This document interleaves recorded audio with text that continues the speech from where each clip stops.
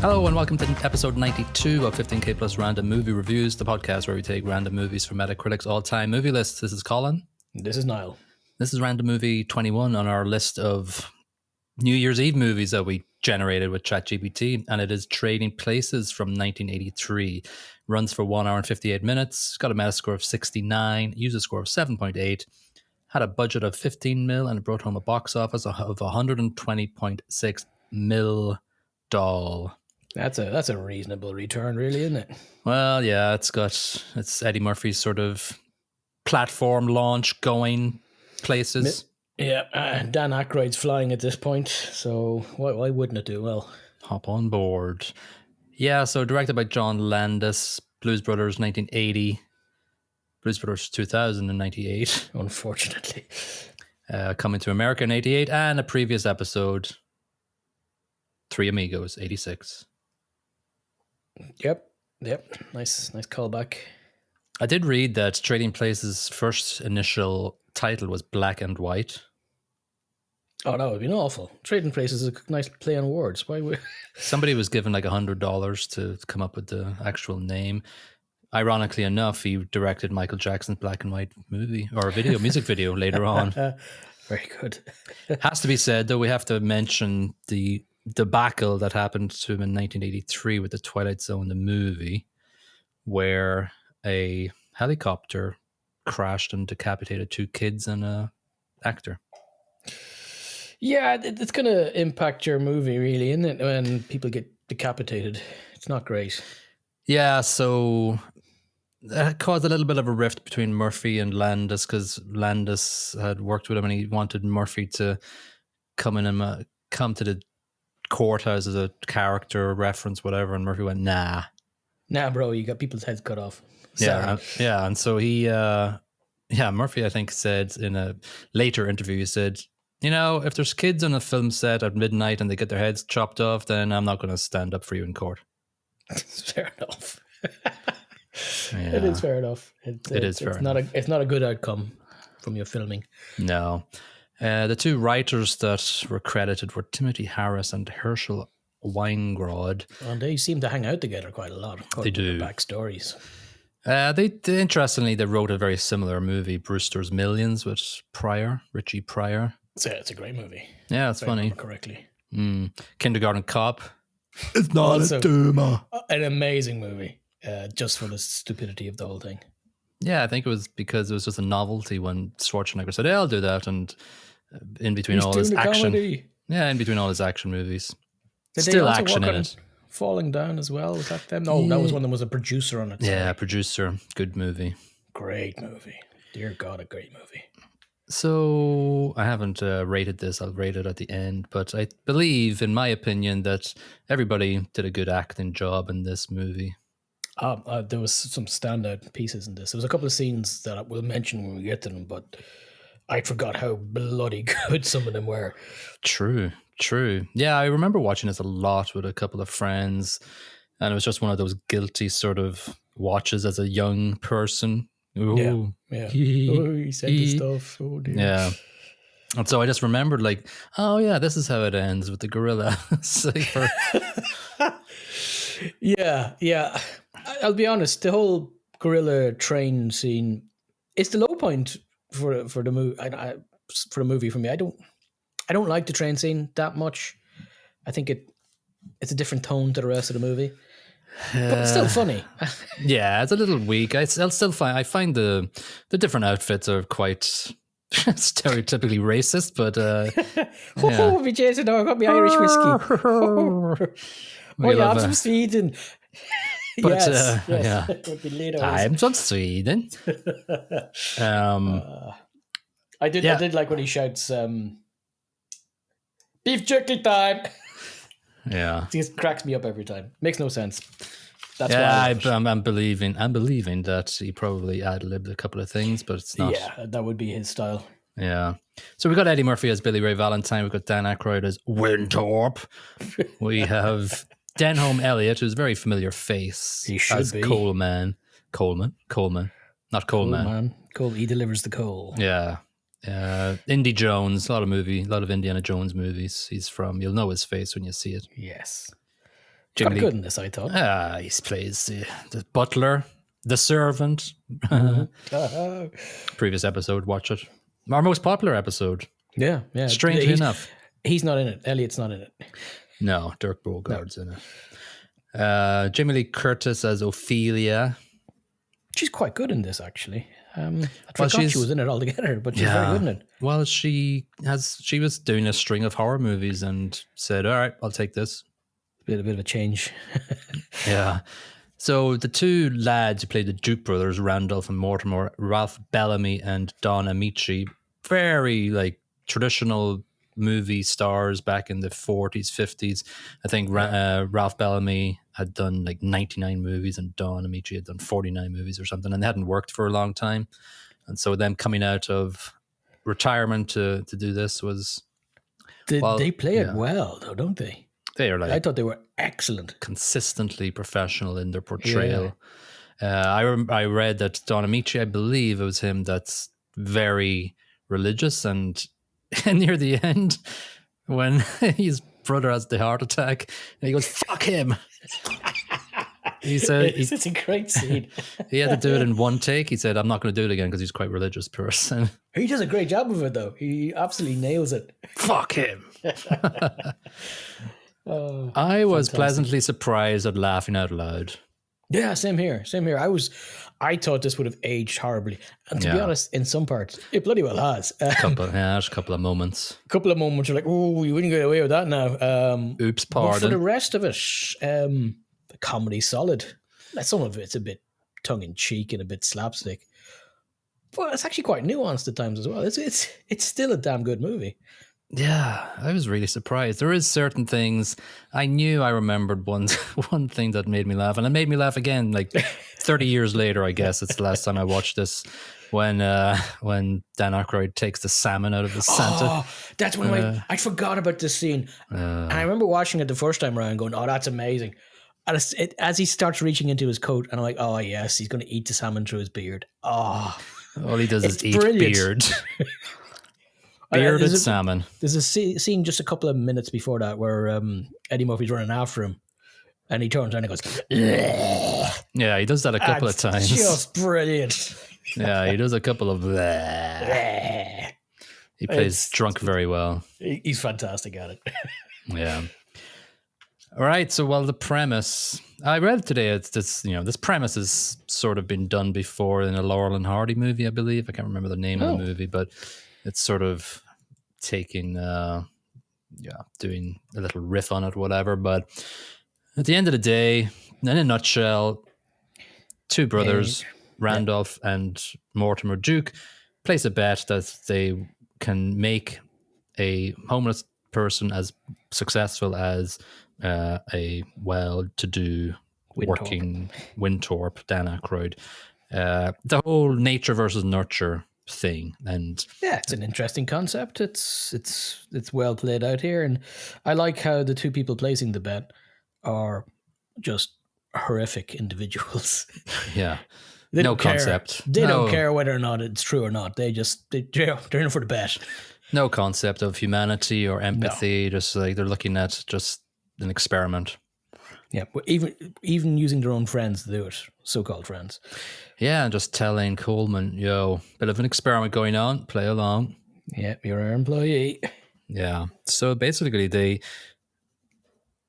get Billy Ray Valentine to become a successful dude, and one of them bets that he can do it, the other one bets that he can't do it, and they just basically chuck Aykroyd, Winthorpe to the side and go, yeah, whatever. We'll get him back after it's all done, but let's remove everything from his life. Girlfriend, job, home. Yeah. Reputation. And how they set him up is pretty horrific. It really is. They set him up as a thief in the Heritage Club. Beaks. Beaks. Naughty boy Beaks plants money on him, puts an X on it, says, oh, we found a thief in the club. Out you go, buddy. Here's the cops. I have not seen this money in my life. He plays it so well. Yeah, Aykroyd plays it very well, actually. He does. At the start of the movie, we get Phil. I forgot it was set in Philadelphia. I didn't really actually. I had no concept of where it was set. I think I'd always assumed it was New York, but it was pretty obvious it was Philly after growing up a little bit. Yeah. Yeah, so the whole movie starts off with quite a long Marriage of Figaro intro.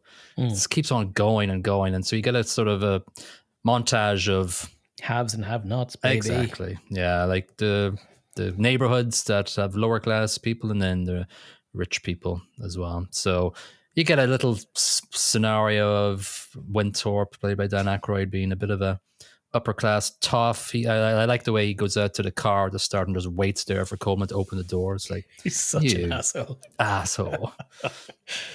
When he goes in, he does see there is a Santa in the background outside. I noticed, like, that's the Santa outfit we'll see later. Yeah, it's foreshadowing his future. Yeah, I also do like the morning scene. Morning.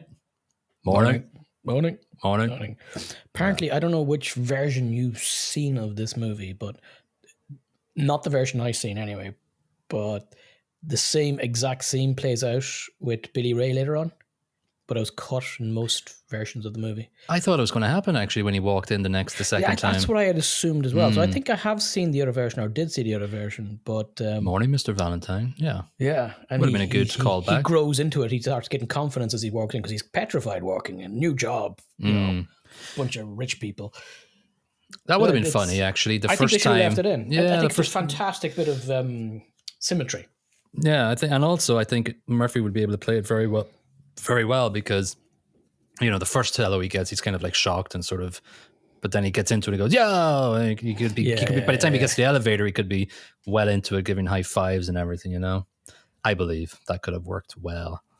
So, oh God, I was going to ask you a question, but you had to sidetrack to something else there. That's what I do. Yeah.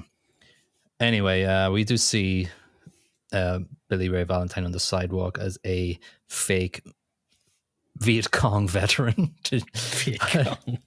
He was like, I was in Viet Cong. Were you? Yeah, what brigade were you in? I was in the 1st, 2nd Green Beret, Shadow Order. I was everywhere, man.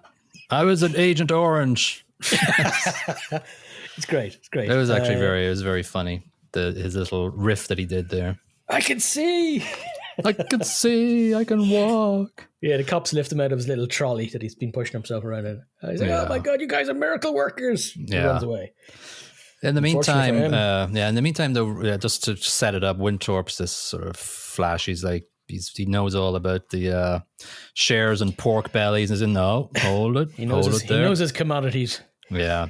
And we see the two owl fellas, the Duke brothers in the Heritage Club, giving $5 Xmas bonus to the waiter, and the waiter's just going, fuck. Yeah, thanks very much, you assholes.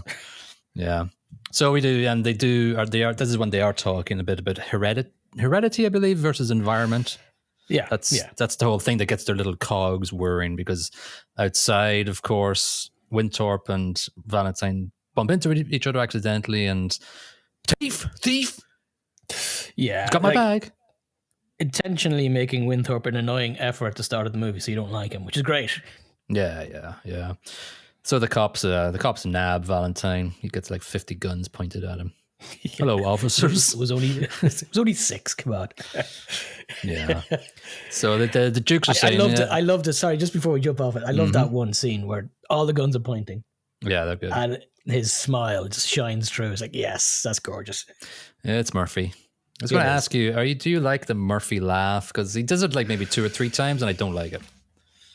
I know it was his thing. It's fine in small doses. I prefer when he doesn't overdo it. He doesn't really overdo it in this. He overdoes it in Beverly Hills Cop. Yeah, having said that, though, as a kid, you just copied it and it stood out for you. Of course, yeah. Yeah. So, after seeing Valentine's arrest, the Dukes are going, he's a product of a poor environment. And then Mortimer says, I don't know if we can say the word, actually. Probably not. I think we should best not do it because some of the platforms might deplatform us. Yeah, even though it's a quote from a movie. Basically, he said he's a N-word, but not the strong N-word, which he says later. He says the one that people said back in the, 50s, 60s. Yeah, and it's quite shocking when you hear it. It's jarring, isn't it? It's a little bit. Yeah, it really shows how bad these people are, though. It's intentional and it's effective. Yeah, they're classist, they're racist, and yeah, they're just horrible human beings. Yeah, as, so they make a wager. Scumbags.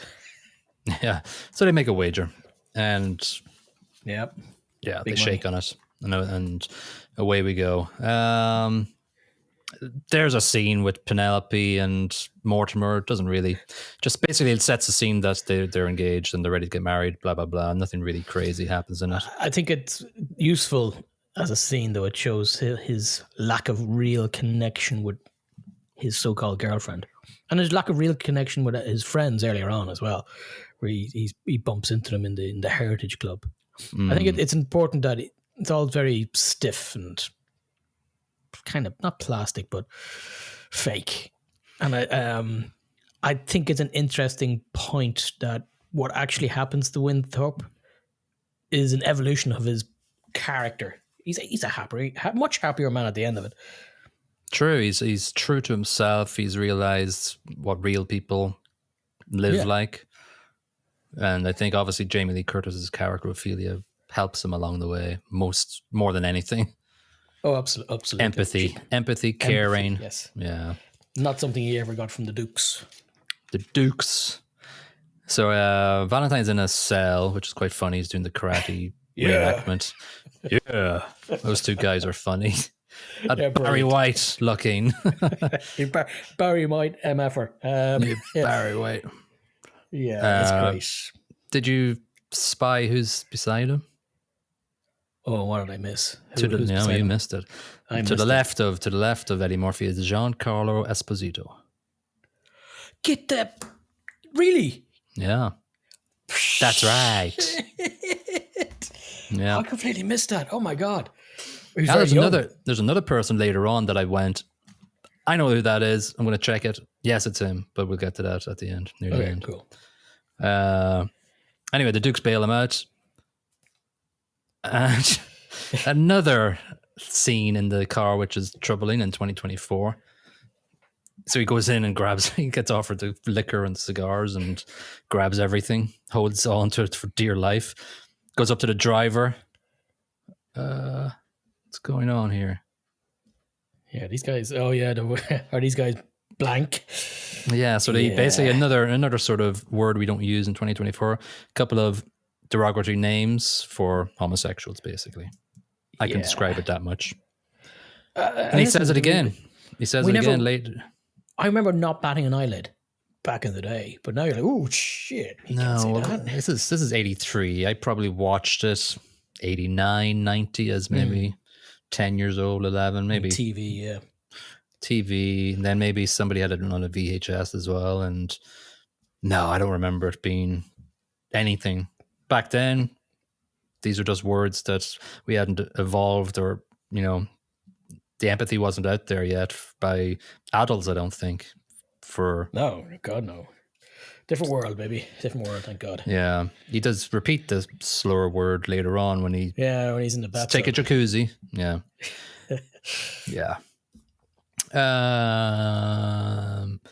So basically they're just saying they dress him up in a suit and go, yo, here's what's going to happen. Here's what you're doing. Come work for us. You get $80,000 a year. Not bad for 1983. You get a house, you get a car, you get a butler. Yeah. You get to keep that whiskey you're trying to steal. Yeah, these are all yours, Valentine. This vase is mine. Smash. Yeah, he starts playing basketball with it. It's like, ooh. So I can just drop out other things? No. It's a pretty simple joke, but it's effective. I like it. Yeah. So we do get introduced to Mr. Beeks in the next thing, and you've already explained this is how they frame Winthrop. Mr. Beeks slips marked money into his pocket, and he says they say something here that mirrors what was said in True Romance that we just did an episode on a few ago. Some weeks back. What was that? Something rotten. There's something rotten in Duke and Jukes. Just like in True Romance, he says something's rotten in the state of Denmark twice. Hamlet quote. And that was Mr. Beeks who said that. Yes. I don't know if it was the executive or Mr. Beeks said it, because the executive stood up first and said, blah, blah, blah, blah, blah. Here's Mr. Beeks. Put your left hand on the left man's shoulder. Put your right hand into the right man's pocket. Go straight for Winthorpe, and he's caught rotten. Yep. Oh, Winthorpe. Yeah. All the paintings, all the close-ups of the paintings as he's dragged outside. It's a great piece of cinematography, really. It's just that the stern-looking paintings judging him. It's great. So this is the start of Winthorpe's downfall and demise. Strip, you little shit. In the police station. Yeah. Did you hear what that man said to me? Yeah, did you hear? Outrageous. Outrageous, sir. Yeah. He's still not really copying that he's been flushed down the toilet at this point. Until the police pulls out some PCP from his pocket. Oops. Which Mr. Beeks had whispered something to the cop earlier. Yeah, speed. Crystal meth. Speed. The Sisters episode. Yeah. Don't remember what episode that was. Don't know what episode it is, but don't watch it. Listen to our podcast. Yeah. Don't watch that movie. Champagne for everybody. Valentine's in his local bar and paying everybody and having a party back in his joint. And the party, he gets pissed off quite quickly at the party. Nobody's listening to him. They're not his friends. On his floor. He's like, screw you guys, get out of here. Get the fuck out, basically. Now he's got a really nice gaff, and he's like, well, stop messing my gaff up. Get out. So at the end, he says, good night, Coleman. You can see a look on Coleman's face. Oh, he's actually a nice guy. Yeah. You just cop that on a little bit. It's well played by Elliot. You can see a little bit of emotion in him. A tiny bit. Just enough for it to be useful. Well, you can see it later on as well when Winthorpe comes to the door and he closes it the second time. He's got a little bit of a look on his face too. It's so good, actually. It's really is. Yeah, it's not a good move. He's not enjoying it. No. So then Beeks gives a bit of cash to Ophelia, Jamie Lee coming out of the cop house. Go out there when he's with his wife. Go over and snog him. Oh, his fiancée. I liked when the fiance's in the police station waiting outside, and the guy comes and sits beside her. Yeah. That's a nice purse. Just stares at her. It's just one of these little things during the movie made me laugh. I love how they've dressed him up, Winthorpe. So they've nicked his clothes, and he's completely dressed as a pimp. Yeah. I don't know where they got the clothes. Amazing. Yeah. So anyway, Ophelia. Yeah, just give me just a little bag. Just a little bag. I do what you would normally do, Yeah. I'm jonesing for it. Come on. Yeah, so his wife is like, nope, I'm out of here, See you later. Bye. Welcome to Dumpsville. Exactly. And so she feels sorry for him immediately, going, just get in with me, will ya? Well, he's on his knees and he's crying. Yeah.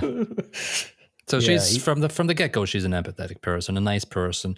And you find out later she's earning money, she's saving it away, she's doing what she can do to get some 42 savings. grand, she said. Nicely done. That is not nothing at all, especially in 1983. Dear God, that's a lot of cash. Do a bit of math there. Figure out how many... No, whatever. No, I'm not going to work inflation on that. Yeah. Listen, that was 30% of what he'd already squirreled away himself as a commodities trader. So she's doing quite well. Very well.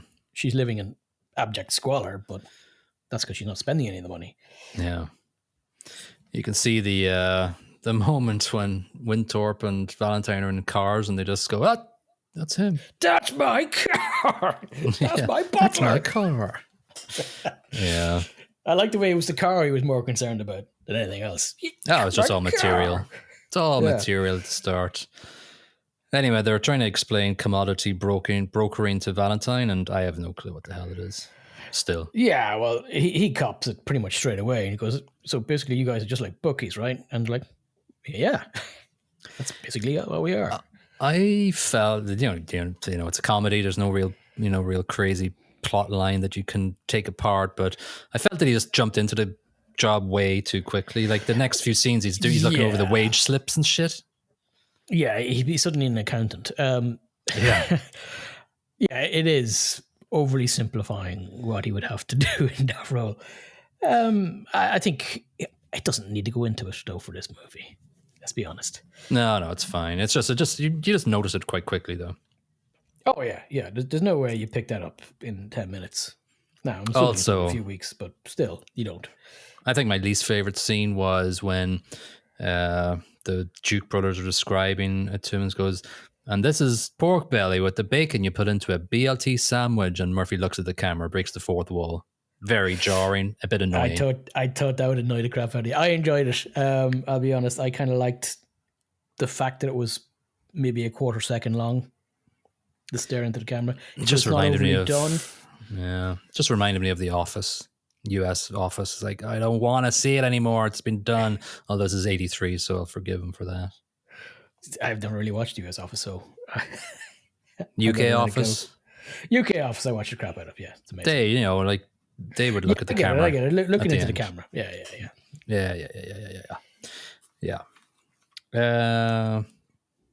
What else? What's next? He's off to the bank with Jamie in tow. Sorry, Ophelia. That's right, Ophelia. Yeah, not happening. And it doesn't go well because he comes in and goes, well, why don't I just get $1,000 out of the bank here? Here's a check. Boop. And the lady calls up the head office, and 3 lads turn up asking for his wallet and relieve him of his credit cards. Sorry, your accounts have been frozen, you big feckin' drug dealer. Get out the feck. Yeah. I love how he's thrown out of the place. Yeah, it's very...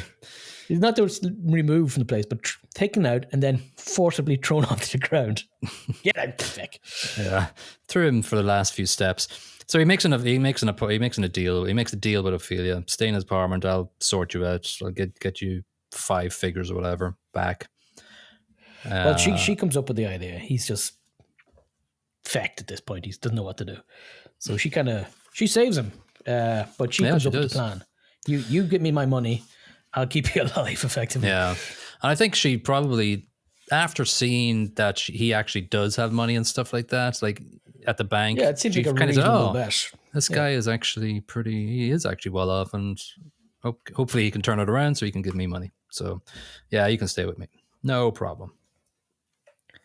Yup. We do... This is where we see the cars, actually, when they're driving away from the bank, and Billy's going home from work. That's my car. I thought that was back 55 minutes. True. Cars pass That's each other. Also true. Yes, that's it. Yeah. Jamie Lee Curtis is like, get in. Here's the deal. Cabbage. So yeah, there's a couple of clips where Valentine's talking about pork belly and Wyatt will don't buy it or don't sell it, whatever the fuck it is. I can't remember if it's buying or selling. There's an interesting scene before he turns up for his first day of work there, where he's standing outside Duke and Duke, and Coleman just gives him a piece of advice because he's freaking out. I have no idea what I'm supposed to be doing here, and he says, "Just be yourself. Whatever happens, they can't take that away from you," because he knows what's coming from him. He knows that he's been played. Yeah. So I think that's a nice little piece of humanity from Mr. Coleman. Coleman is the linchpin of reality. He kind of is, isn't he? He knows everything. Nobody else knows everything in the entire Butler movie. always knows. Butler knows. Just ask Agatha Christie. Becker did it. Yeah. Butler did it. So, one of the Dukes drops a money clip on purpose. I believe that was Mortimer Duke, who's against Valentine. Because he wants to bet to fail, so he wants to win. He tries him, but it doesn't work. Here's your money clip. Yeah. The way he throws it at him and he juggles it, I believe, was a mistake. It was like an accident. It looked like a mistake, but it plays out so well, especially with the other Mortimer or the other Duke looking on, kind of chuckling, because you can see, I'm 100% sure it's not real, not intentional, which makes it all the better. Yeah. We do have a bunch of barbershop idiots. Oh, I hated There's them. nothing I hate more than barbershop. Yeah. I have the word spelled TWATS written here. I'm not sure what that means. Barbershop twats. Yeah, twats. Oh, that must be it, yes. That must be it. So Winthorpe comes in dressed as another pimp from the clothes that Ophelia had in her apartment. He looks it's the best ridiculous. You can do. Yeah, it's great. He's expecting them all to back him up, but no, they're surface level twats. Yeah. Listen, it's what you can expect from these shower barbershop twats. Yeah. Yep. Yeah. In the meantime, after that he goes to the gym and tries to peddle his $15,000 watch. Yeah, I'll give you 50. The gym. Oh, the pawn shop. Sorry, the pawn shop. Hello, yeah. I'd like to work out. I mean, sell my watch. You know why? Yeah. I said gym because I wrote down gun after this. It's like, he buys a gun with the $50. Yeah, he's like, $6,000, $50. Okay, yeah. How much for the gun? Yeah, that the pawn shop guy is a guy called Bo Diddley. He's like a famous musician. I like know that name. Yeah, I liked his facial reactions to him. It was funny. He does react to that. Do you want to? How much for the gun? He goes, oh. Yeah. Another scene I remembered was him standing outside as Valentine has dinner. Oh, it's a great scene. In the rain, of course. He looks really good as a dejected, broken man. Does our friend. Just watching a guy that have taken his job, his house, his butler. He just looks broken, finished, empty. He's just like, you bastard. I like the girlfriend of the guy in this. She's kind of playing it very, very perfectly. She's great. Yeah. Valentine goes, well, none of you keep on buying diamonds for your girlfriend here, and she just looks at her older husband or partner, and then everybody laughs and goes, yeah. It was very. It's a great scene, isn't it? Yeah, and I liked it. As that happens, Dan Aykroyd's looking in the window, and he's kind of, you can almost see him wanting it not to land, but the joke lands, and that's just everybody starts laughing at the joke that Valentine just spewed out, and he's not happy. And he's got a gun in his pocket. I forgot that it wasn't now that he brings out the gun. It's later on. That's later on. So in the meantime, Winthorpe is sick at home after all of this, and after standing in the rain for an hour and a half looking at somebody having dinner. And this is when you see again Ophelia just being a nice, caring person, not thinking, well, maybe thinking about her investment, I guess, but being caring first and foremost. I'd like to think that she's caring more about the man. She kind of helped destroy him, so she feels somewhat responsible for his predicament. Yeah. I like the way one of her customers goes, it's 10 p.m. Here's Johnny. Through the door. Oh, that was funny. It was great. Sorry, mate. Not working tonight. Thanks for the flowers, Youngs. Yeah, mummy's in from town. Oh, flowers. Bye. Yeah. But in fairness, Louis tries to make himself scarce, and she's like, nah, not working tonight. Relax, get back into bed. Yeah. All right, it's a party at Duke and Duke's, and Winthorpe this is the famous Santa scene. I love this. All of this is great. Yeah, it's very good. He's just stuffing so much shit into his pockets, so much food into his pockets. So much booze into his face. Yeah, he's drunk and he's just acting perfectly for it. Aykroyd is great in this scene. Prawn salad into his pocket, salmon down his top. Salmon down his top. It's beef slice. Which we see in a second later. See it later. It's just so good. And he's absolutely hammered. Yeah. It's beautiful. There's an important scene where, this is one of the scenes where it's stupid because Valentine's just going through all the paychecks and he sees Beek's paycheck, which is suspicious because he's not a guy that works there. So he goes out to the Dukes and goes, oh no, he works for us. And then stupidly, Mortimer goes, the wager has two parts. The other party has to turn to crime. And Valentine's spilling some of it already. Like, don't shut up. Yeah, shut up. Yeah. Just on the wages thing, like it doesn't make sense for the whole start of it because Winthorpe wouldn't be doing wages either. He's a commodities broker. He's not an accountant. Yeah. But anyway, we'll look past that. You have to look past it. Anyway, he goes in and Winthorpe goes in as Santa and just plants drugs. Yeah. He's in his old office or Valentine's office now. He's putting reefers in and drugs. Mortimer, the yellow Randolph. ones. Come in here, please. Come in here, please. He is a drug dealer. He's the drug dealer. I am not. Yeah. Oh, so good. And then security. Security gets called and he gets carted away. No, not yet. Not before he pulls a slice of ham or a slice of beef. Oh, yeah. Stop back, I've got a beef. Oh, wait, no. A gun. Yeah, and how does he not shoot them, or what happens there? I can't remember. He doesn't shoot them. He doesn't want to shoot them. He's just trying to escape after attempting to plant drugs. So his plans failed at this point. So he's getting out. But I love as he's running out the door, he jumps onto a table and starts just about to run away, and he goes, "I'll just point my gun at people for a second." Yeah, that's funny. It's great. It's just unnecessarily funny. It's great. Everybody ducks in unison. Yeah. And then he's like, yeah, F you lot. Yeah, that was good. In the meantime, the Duke's going, you can't be soft on people with theft. Well, that was Billy Ray said that. Billy Ray. Oh, yeah, that's right. Yeah. No, that's why I quoted it, because I was like going... That's an important piece. Like, very... So it shows his character. Very quick turnaround. Yeah, he's kind of changing. Not be involved in any crime anymore. That's because he's got money now. But he's also willing to, he's not be, what's the word I'm looking for? No empathy here. He seems to have lost some of it. Yeah, a little bit. And yeah, I believe that's why I put it down. I was like, yeah, that's a bit very sudden evolution of his character, or devolution of his character. Yeah. So I think it's important. I think it's part of the nature versus nurture thing. Like the downside of...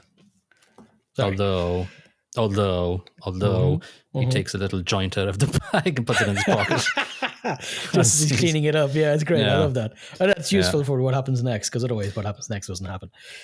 Yeah, he heads to the bathroom and overhears the Duke's telling them all about the wager. Yeah, I won the bet. Hand over the $1. And I think Randolph says, you wouldn't seriously keep Valentine in the position, and this is when he says, this is when he says the hard N-word. Yeah, it's very quite shocking. Shocking. Yeah, it's like, shit. Wow. Even back then, that must have been a bit, wow, because even Eddie Murphy's eyes sort of sparkle, like, oh, what the hell? Yeah, it was, it makes you think that we've evolved a bit 40 years later. It takes a while, but there's also an important bit here that's mentioned by the two lads. They're talking about getting rid of Valentine, but not just yet. I don't know if they're planning or not planning to have Winthrop come back into management position, but they're not going to do anything until the crop report comes in. Exactly. That's very important. Key. That's the key. So we do have this excellent drunken blah. That's right, because Valentine's chasing after. He sees him in the distance, chases after, goes, Winthrop. Gets onto the bus. Off. It's famous salmon beard eating. I love this scene so much. It's so disgusting. The woman across that looks disgustingly at him. Oh, who is it? I didn't recognize the face. Edie Falco. Edie Falco. Sopranos. Oh, crap. Yeah. Oh, my God. She plays the wife in Sopranos, right? Edie Falco. Yeah, I have to. I'll do it after this. I'm going to go back to that scene. Mostly because I love the scene. But also to check on that. Wow. Yeah. And, he just eats his hair, the beard hair. He doesn't get any salmon, I don't think. Beard salmon. Beard salmon. Yeah, he's filtering it through his beard, which is covered in some sort of red alcohol. It's rancid. He's disgusting. He's amazing. It's great. I love it. It's just horrific. And I mentioned, like, I didn't manage to make my wife watch this movie with me, but I asked her, so what do you think, which scene do you think I liked the most out of this movie? Straight away. Was it the salmon scene? Yeah. It's such a scene. It's such an amazingly disgusting scene. I also like when he gets off. Dog pisses on his leg. Starts to rain. Gun doesn't have a bullet. Throws the gun away. The gun have a bullet. Shoots. I actually thought, and I probably thought this the first time around as well, but I thought he was wetting himself. But no, it's the dog. But like when he's being urinated on, he doesn't even bother looking down. He just goes... It's just the end. The end. He's sad enough. Absolutely done. We get to see the end of it. He tries to off himself in a bathtub. In the meantime, Valentine has gone into the apartment and he breaks down the door and they head back to Coleman for some TLC. Yeah, and then they regroup. They come up with a plan after everybody is up to speed, and after being strangled for a little bit by Wintour. Yeah, it was all a dream. Oh, Coleman, thank God. Wait a second. Yeah, but he also says that there's another soft N word here as well. Like, it's a good scene, but he says he does, doesn't he? My job was taken by a terrible, horrible, N-word. soft N-word. Yeah. Sorry, I shouldn't be called it soft, but it's not as hard as. Yeah. But they're both. It's not as jarring. Derogatory. Perhaps. Yes, Yeah, but they're not as not jarring. Great words. No, we don't use them anymore. No. It was the Dukes as he's getting strangled. It's another good scene. Listen, there's a lot of them in this. Yeah, he sees Beaks on TV and everything clicks together. And that's when Jamie goes, wait a second, that's the guy that paid me. Uh-huh. And they're all like, Scooby-Doo moment. Very Scooby-Doo moment. Yeah. Then Coleman says, no, we're not going to, because I think Jamie says, why don't we, tell the cops or something? And Coleman's like, no, why don't we beat them to it? Eggnog, anyone? Eggnog. This next scene when Beaks is on the public phone, I just totally remember it being dubbed on TV. Really? Because he's on the phone. Oh, somebody turns up and he goes, fuck off. Yeah. And I just remember it being horribly dubbed as in, I don't know, rack Please off. go away. No, it'd be freak off or something. Yeah. If it's been played on ITV at 9 p.m, it'd be like freak off. So I was just so happy and delighted to hear the original. So effective. He's on the phone and there's a woman behind him, if you don't know what we're talking about, and he just suddenly gets annoyed with her and goes, fuck off. Well, she's within 5 meters and he's not impressed. It's also very similar to The Servant when he's in the phone booth. You remember that? Isn't it, actually? Yeah, because he's like, fuck off in that one as well. Yeah, it's similar approach. Yeah. Just anyway, basically, at the end of the day, Beaks gets early intel on the crop prices, and the Dukes use that to make themselves very rich. Insider trading. That's naughty. Did you hear after this? Just tells you so much about America that it's very silly country at times. But the Eddie Murphy law is just like it's monikered the Eddie Murphy law after this movie to do about insider trading is not allowed because of this movie. Well, let's hope they're going to get there at some point. I was hoping that was the law before this fucking movie. It's possible. I don't know. They never say it's illegal what they're doing. This is done in 2010 as part of the Wall Street Transparency and Accountability Act, which was to regulate financial markets. And so the rule was included, which barred anyone from using secret inside information to corner markets. Since the movie inspired the rule, incredibly messed up when you think about it. Since become known as the Eddie Murphy rule. That's messed up. It is messed up. 2010. You couldn't come up with that 50 years ago. Insider information 27 years of watching this movie and not going, wait a second, that seems a bit off. You remember that? Yeah, one of the law guys at the Wall Street be going, oh, I watched Trading Places last night. That makes sense. They shouldn't have insider information. Yeah. But all the politicians in America everywhere just start selling stocks and then the stocks go down and stuff. It's still being done. Of course, it's still being done. And it'll keep being done because nobody's going to police it. Anyway, we're not here for politics. Anyway, the New Year's Eve train is the last scenario scene of the movie. James Belushi, baby. James Belushi is a gorilla. Yep. Beaks is in the... Beaks is antagonizing a gorilla. Yeah, as they walk past. Big mistake. Right. So the God damn it. Yeah. Just talk a little bit about so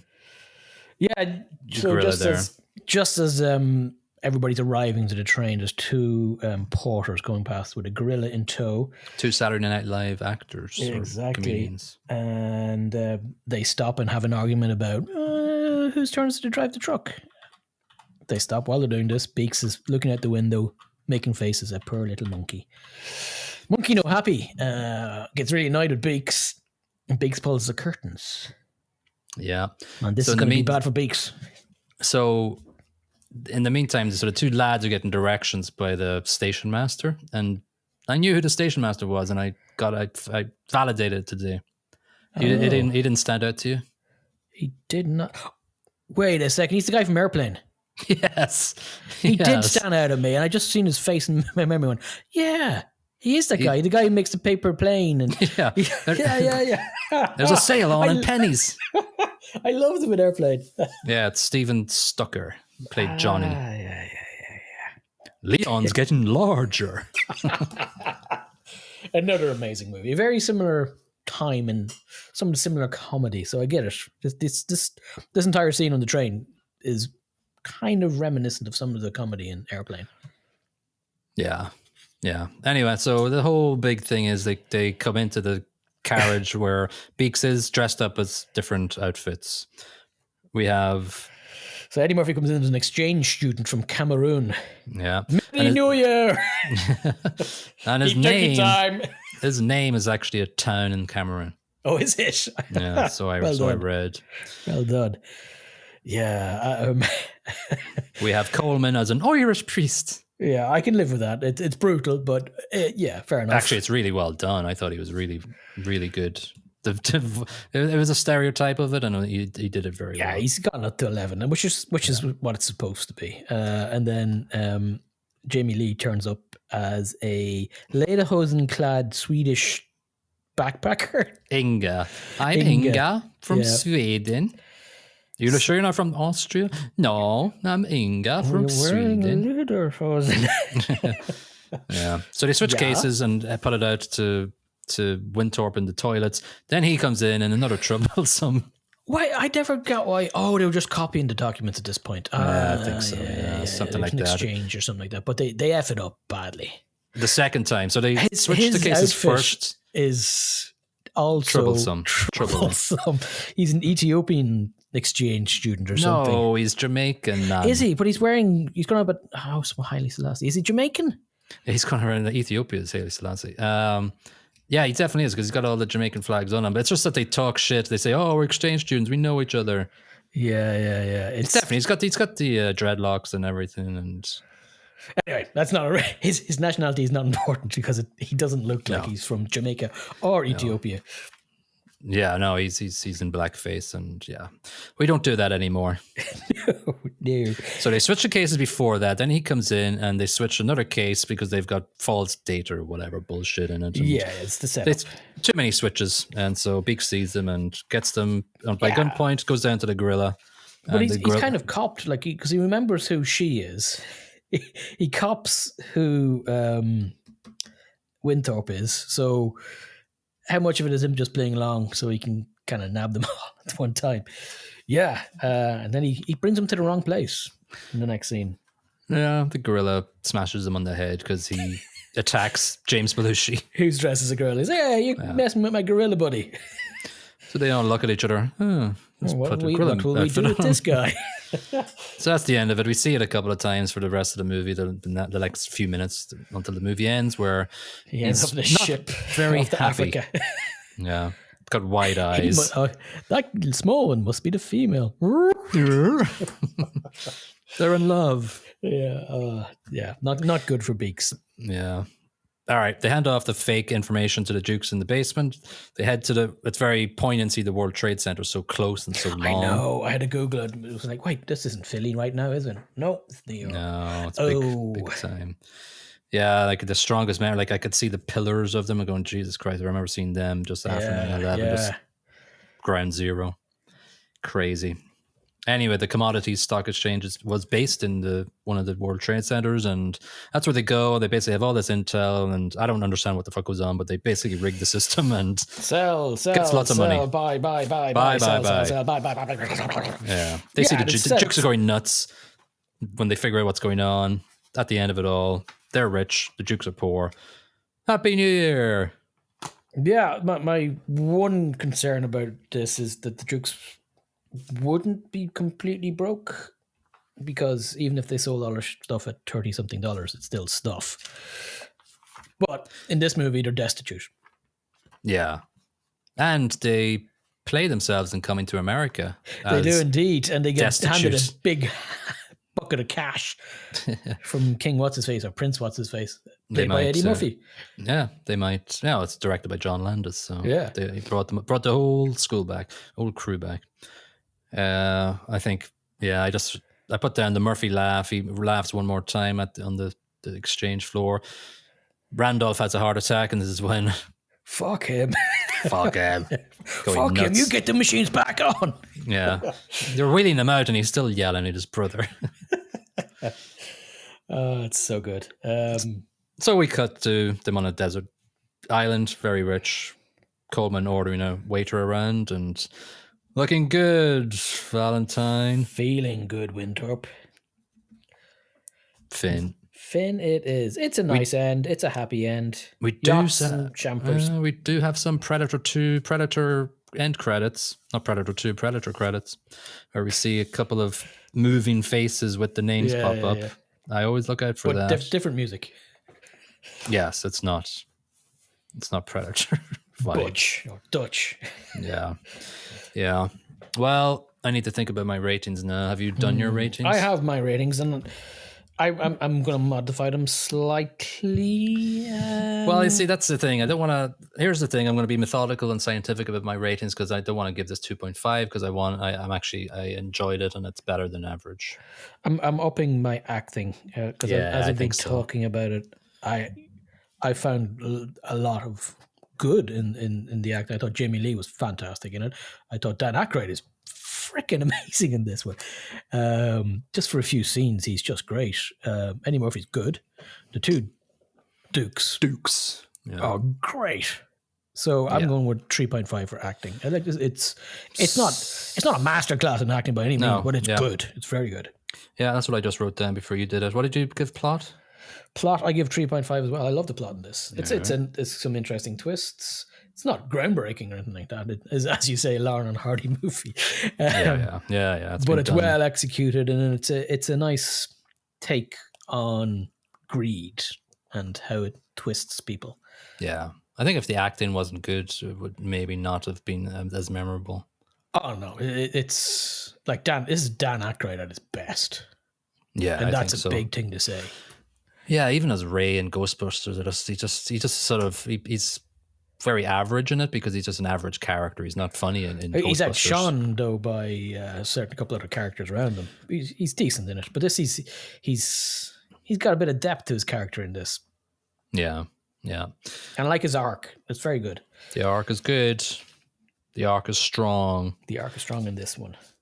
I don't really remember a lot of the soundtrack, but I remember it being good and functional. Bit of Mozart. What else was in there? There was a bit of a soundtrack. Yeah, this like Jingle Bell Rock, the big walls, the locomotion. It's a decent soundtrack and it's well used. I give it 3. It hits where it needs to hit.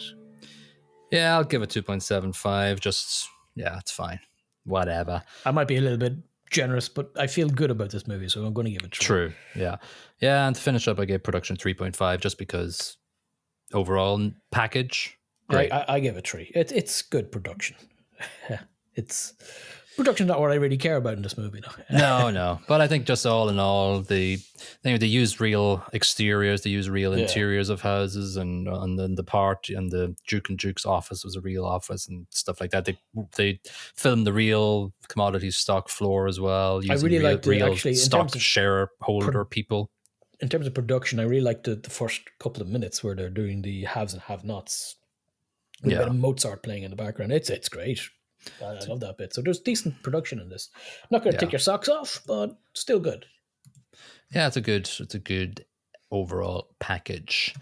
Dave Kerr in the Chicago Reader gave it 30 out of 100. Director John Landis is so deficient in basic storytelling skills that he must spend hours explicating the most elementary plot points while Aykroyd and Murphy are sidelined. I don't not sure I agree with you, Mr. Man. Our old friend Roger Ebert gave it 88, Chicago Sun-Times. But what's most visible in the movie is the engaging acting. Murphy and Aykroyd are perfect foils for each other. Yeah. Yes, actually, that's something we never mentioned, but the chemistry between the two lads, especially near the end where they're working together, it's brilliant. They work great together on screen. Yeah. Yeah, that's what we noted before we read that Roger Ebert quote. And if he agrees with us, then we're geniuses. All right, well, shall we? We shall. Let's eat the spirited salmon of this episode. I was trying to find something as well, but I couldn't turn salmon into as a goodbye quote. Let's do that. Let's do that. Let's randomly roll for episode 93. And we are getting random movie number 4,503. Nice. That is. And movie 4,503 is a 1966 movie called Seconds, which I never heard of, and you may not have heard of too. I have not heard of it. Right. Well, it's got Rock Hudson in the lead role. I've heard of him. Yeah. It's got John Randolph in it too. How do we know John Randolph? Anyway, very short summary. Want out of your life, ? Just pay the fee and we'll fake your death, change your face, and set up a new identity for you. It's got a meta score of 71 and a user score of 7.8, so it's been reviewed nicely. It runs for 1 hour and 46 minutes and directed by John Frankenheimer, who directed Boardman of Alcatraz. Great movie. Directed Grand Prix back in the 60s. Never seen it. Heard of it. Directed Ronin, 1998. Really? That's quite a bit of a jump. Very good. Okay, I like that movie. Yeah. What else? Interesting. Anyway, yeah. So 1966, nice little return to the 60s for us. We haven't been there in a while. Yeah, mostly 80s, 90s, and noughties the last while. So it's good to go back every now and then. Yeah, it's not as far back as 1927. Yeah, Wings. God, yeah. 3 hours of silence. What did you watch? Zero music. Yeah. Not that having music and no words isn't that much better, but still, at least you heard something. Yeah, the music was added a bit more nuance to everything that was going on. All right, cool. Listen, if you haven't shared our podcast or reviewed it or liked it or whatever on the podcast platforms that you listen to us on, it would be greatly appreciated if you did do so. And we'll see you on episode 93 for Seconds. Yeah. Merry New Year.